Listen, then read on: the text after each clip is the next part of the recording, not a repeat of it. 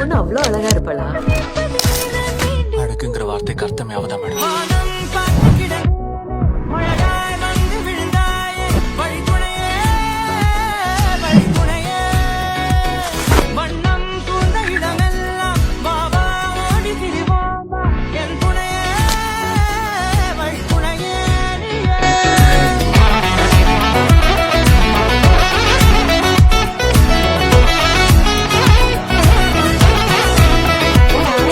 கண்டேன் கண்டேன் என்னுடையவளை, தந்தேன் தந்தேன் மிச்ச உயிரை.